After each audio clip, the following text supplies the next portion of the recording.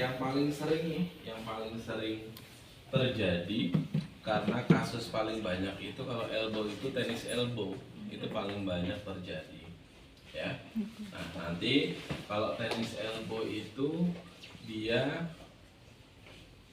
lebih dominan mengenai epicondylus sisi lateral, ya, paling banyak karena dia. Nah, jadi kalau kayak begini, ya, oke. Nah, posisinya di sini, ya, ini paling banyak mengalami. Saya tandain ya. Nah, paling banyak mengalami problem itu daerah sini. Tuh, ya, paling banyak mengalami problematik daerah epicondylus lateralnya, gitu. Nah, posisinya saat tes berarti dia pronasi, bukan supinasi. Kalau supinasi kita ketemunya nanti epicondylusnya daerah medial. Paham ya? Jadi kalau kita buat putaran pronasi berarti yang ketemu lateral. Nah, yang pertama adalah Cozen test, ya. Ini untuk mengidentifikasi atau mengindikasikan adanya epikondilitis, epikondylalgia atau tenis elbow, ya. Jadi ketika posisinya seperti ini, ya, pasien diminta untuk posisinya agak menggenggam. Nah, seperti ini, ya. Posisi saya, ya, posisi saya kayak gini. Nah, saya cukup pegang nih, mempalpasinya daerah sini, ya, daerah si epicondylus lateralnya. Kemudian yang satu lagi, saya ini tetap dalam posisi genggam, ya, tetap dalam posisi genggam. Nah, ini yang saya palpasi daerah sini. Oke, ini yang saya pegang daerah sini, ya. Kemudian ini saya buat agak sedikit fleksi. Ini saya buat agak sedikit deviasi ke arah medial berarti, ya. Sedikit ke arah medial supaya si epicondylus lateralnya lebih menonjol. Betul ya? Jadi kalau saya buat seperti ini kan lebih kelihatan nih. Gitu ya, lebih kelihatan. Jadi sedikit saja. Kalau dibuat maksimal malah jadi nepuk nanti dia.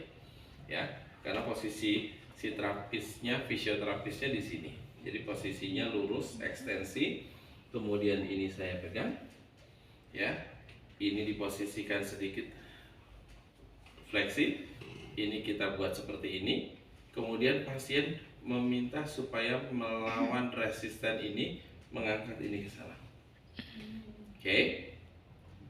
Di sedikit berikan deviasi ke arah medial. Ini. Oke, lakukan hop. Nah, lihat. Daerah yang berkontraksi adalah daerah lateral.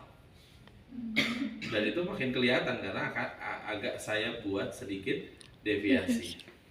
Bedakan kalau saya buat lurus, ya. Lakukan hop.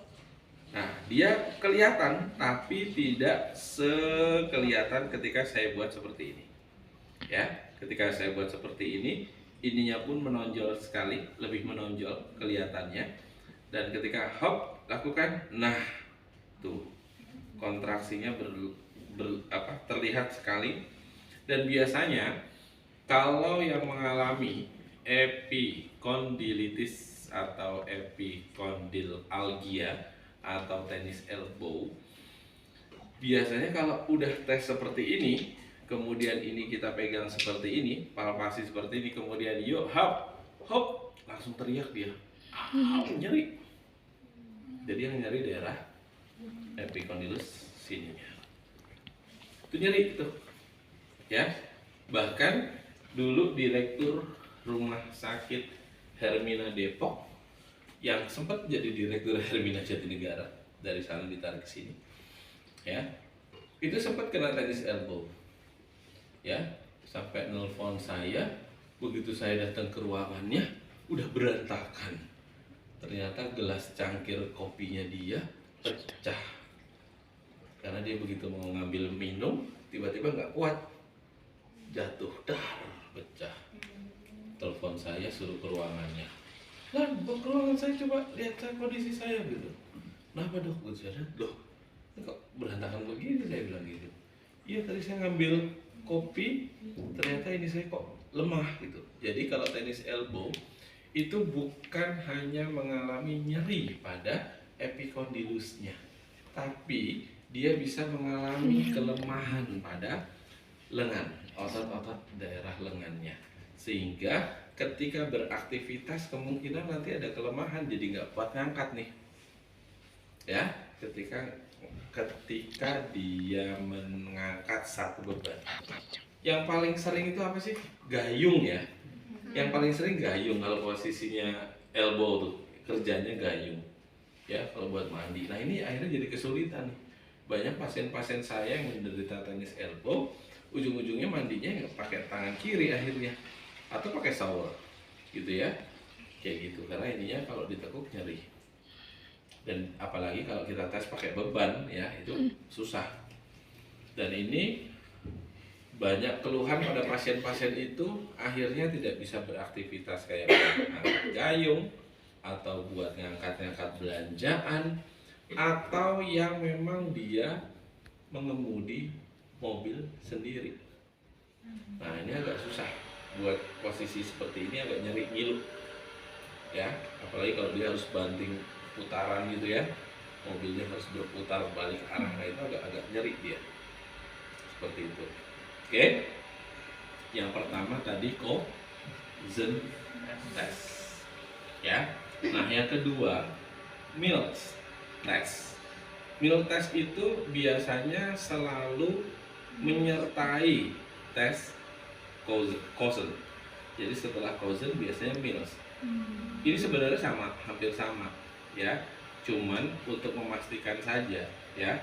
Jadi dia mau pakai yang Cozen atau yang Mills, atau dua-duanya memang positif ketika dites itu ya. Karena bedanya hanya posisinya tangannya ini saja ya. Kalau tadi dia tangannya genggam ya seperti ini, kemudian mengangkat ke sana. Kalau yang sekarang dia tangannya lebih cenderung di palmar fleksikan ya, seperti ini. Jadi nanti si fisioterapisnya megangnya seperti ini ya. Ini sama posisinya seperti ini ya, sama posisi seperti ini ya. Begitu di flex, sedikit dideviasikan ke medial, minta pasiennya untuk mengangkat. Nah, itu seperti ini ya, posisinya hampir sama. Dan ini yang bekerja sama-sama lateral, yang bekerja sama-sama otot atau ligamen pada daerah lateral. Dan ini harus terasa ya, harus terasa. Pastikan pasien itu tidak, maksudnya tetap kita keep dalam kondisi awalnya ekstensi, kemudian ini kita posisikan fleksi, kemudian ini kita deviasikan ke medial, kemudian pasien kita minta untuk mengangkat kembali wristnya. Yuk, mulai diangkat, hap. Tuh, jadi terasa sekali dan terlihat sekali kontraksi pada area lateralnya. Paham ya? Oke, dicoba. Jadi yang terlihat daerah sini adalah epicondylus medial ya. Jadi daerah ini epicondylus medial. Oke. Nah, ini sama ya, tesnya hampir sama dengan yang tadi posisi Mills ya, hanya saja dia terbalik, karena kalau tadi kan pronasi gini ya kan, kalau sekarang supinasi ya. Dan posisi pegangannya pun hampir sama, ini posisinya di medialnya ya, kemudian posisi tangan posisinya seperti ini. Nah, nanti kita pegangannya di sini gitu ya, posisinya begini. Kemudian nanti pasien diminta untuk melawan resisten dari yang tahanan kita ini. Yuk, hop. Nah ini yang kerja mau tidak mau yang medial, ya, lebih dominan, lebih di daerah ulnaris. Itu ya, kalau tadi daerah lebih ke radius, kalau yang sekarang ulnaris. Ketika kita buat seperti ini, kemudian pasien diminta buat hop. Nah, oke, lagi hop. Nah, ini apa tesnya? Tesannya namanya apa? Tadi yang mil siapa ini? Golfer. Ya. Oke, jadi yang pertama tadi Cousin test, kemudian meal test, ini golfer. Oke, untuk yang golfer.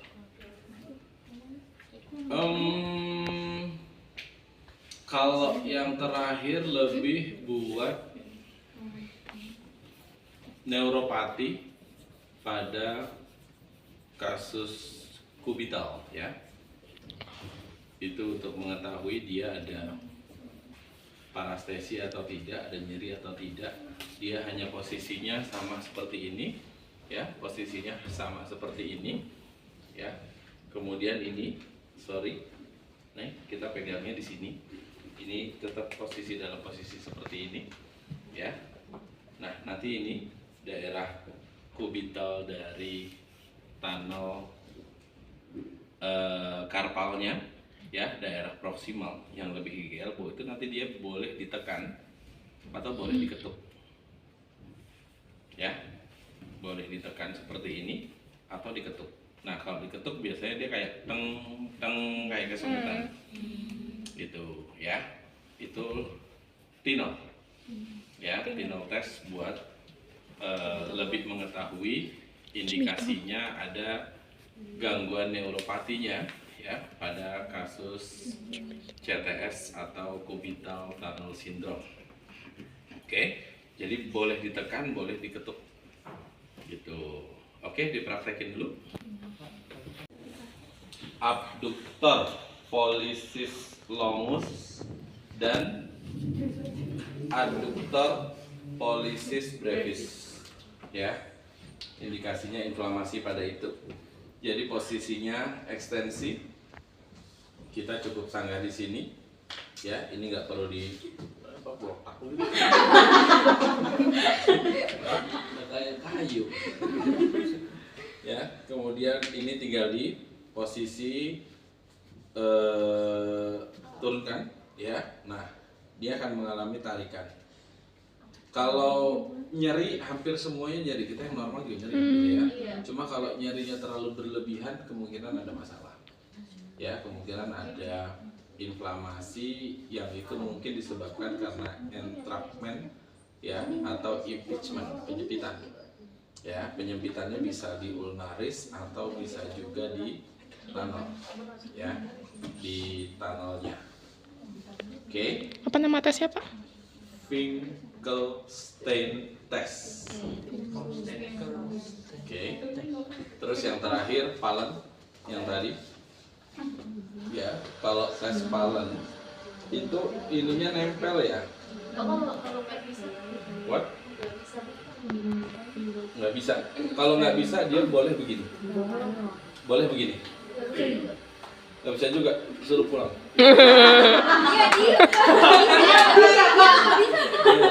Kasih ongkos 2.000 suruh pulang. Dia nggak bisa. Coba. karena dia habis Operasi. Oh, kalau habis operasi nggak masalah. Artinya memang udah ketahuan ada gangguan. Ini kan maksud saya yang kita Nggak kenapa-napa. identifikasi, kan gitu ya. Kalau itu udah operasi berarti udah jelas kamu memang ada masalah, toh? Mm-mm. Iya. Tuh, makanya saya nggak salah. Berarti kamu suruh pulang. Ternyata kamu udah jelas, ya kan masalahnya. Oke, kalau Pallen test, ya ini nempel. Jadi ngambilnya jangan dari atas, sehingga ininya terbuka begini. Karena yang mau kita ambil justru stretch daerah bawah, ya, stretch daerah sininya yang mau kita ambil. Dan posisinya tidak begini, tapi ini akan dinaikkan seperti ini. Nah, ketika dinaikkan seperti ini, dia akan ketarik, ya, lebih ketarik. Nah, itunya kira-kira 30 detik. Ya, enggak, hitungnya nggak begitu. 1, 2, 3, 4, enggak 1, 2, 3, 4, 5. Satu, hitungan detik. Kamu detik kamu begitu, hitungnya kan enggak kan? 1, 2, 3, terus 4, 5 sampai 30 detik. Jikalau dalam hitungan mungkin baru 10 ke bawah atau 20 ke bawah kok nyari ya? Kok kesemutan ya? Nah itu berarti ada kemungkinan problematiknya pada CTS-nya. Capek? Lebih capek salah ya? Oke? Nah kemudian oke, itu tes berarti saya kasih 6 untuk elbow 4, wrist 2. Oke, yang sering kasusnya ada di lapangan. Terus tadi untuk yang elbow, jika masalahnya tadi epicondylitis ya, dia mengalami nyeri gitu ya.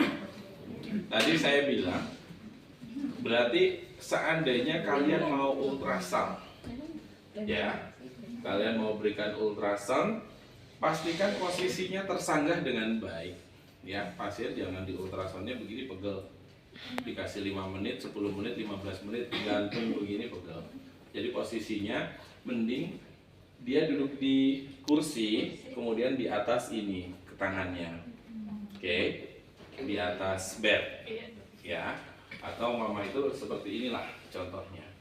Dan posisikan setiap mau mengultrasound jaringan yang mau diultrasound itu upayakan jaringannya itu ditampakkan. Ngerti ya? Jadi kalau kita mau epicondylus lateral tadi berarti agak difleksikan sedikit biar dia lebih menonjol. Kalau kita mau supraspinatus, mau kita ultrasound ya, tendinitis supraspinatus ya, mama pasiennya udah nurunin pakaiannya gitu ya.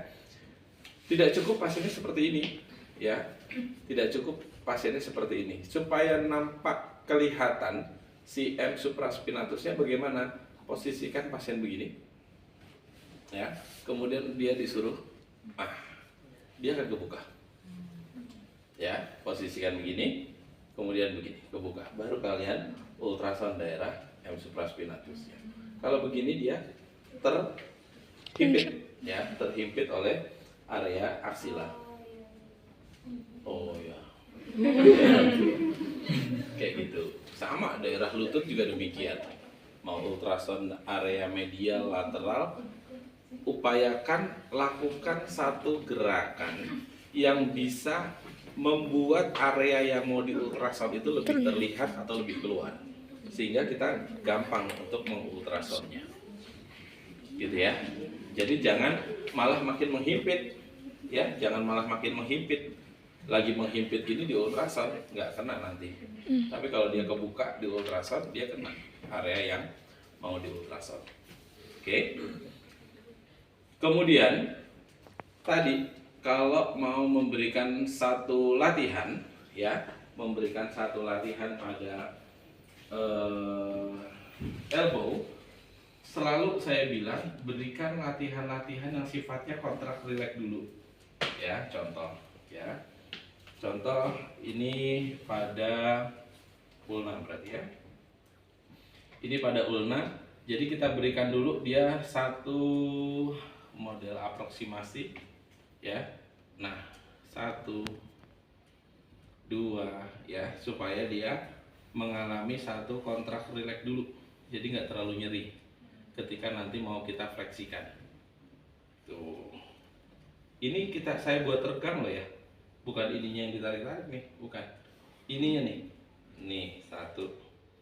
Jadi ininya saya palpasi nih si epicondylusnya. Nah yang saya buat traksi translasi itu di interhumeroulnarisnya ya kan dia nempel nih, ini humerus, ini ulna ya. Ini yang saya buat supaya dia fleksibel, tidak memendek ya. Jadi saya buat interspace jarak. Jadi biar nggak rapat seperti ini ya. Jadi ininya kita buat, ininya saya fiksasi, ininya saya buat. Nah, 1, 2, 3, oke, 4, 5, kayak gini. Terasa ya? Oke. Ada yang nyuci ya? Jebrak lagi, jadi ingin hajut. Gitu, oke? Kayak gini. Baru nanti kalau ini sudah, tadi utamakan gerak supinasi pronasi dulu dibandingkan fleksi ekstensi.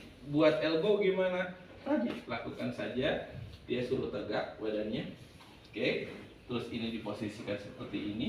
Nah, upayakan gerak ini dulu. Nah, kan ini terasa nih. Nah, 1. Jadi kalau ini bergerak, fullkan. Kesini fullkan. Nah, ini tetap diam. Nah, terasa ya. Terus balikan. Hop, fullkan. Nah, ini yang terasa lateral. Balik lagi. Yang terasa medial. Lagi, hop. Nah, seperti itu. Oke, kalau ini dia sudah maksimal, biasanya kalau kasus tenis elbow ketika disuruh supinasi pronasi itu nggak bisa maksimal gitu. Jadi kayak contoh ketika dia mau mempronasikan elbownya, biasanya baru segini udah nyeri nih. Akhirnya dia bisanya segini, belum bisa sampai full pronasi. Karena ketika pronasi dia semakin ketarik di sininya. Tapi itulah latihannya. Jadi pasien diberikan gerakan aktif dulu untuk dia bisa sendiri begini. Oke? 1, 2, 3, 4. Ini nggak boleh kebuka ya. Ini tetap hanya lakukannya gini aja. Karena yang mau kita latih hanya epicondylusnya.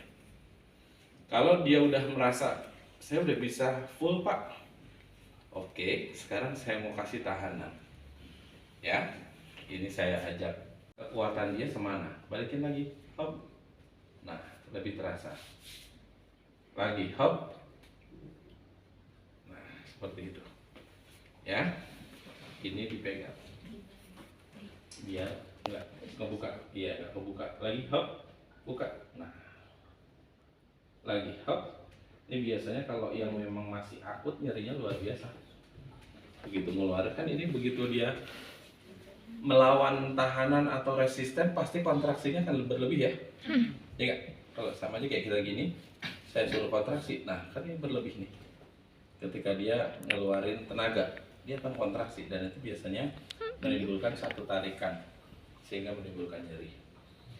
Oke, nanti kalau ini sudah pronasi supinasi, baru diupayakan untuk fleksi ekstensinya bisa full lagi. Sama ini pun selalu jangan langsung dikasih latihan yang berupa resisten. Apapun itu kasusnya, ya. Yang pertama harus kalian berikan adalah peregangan atau aproksimasi. Oke.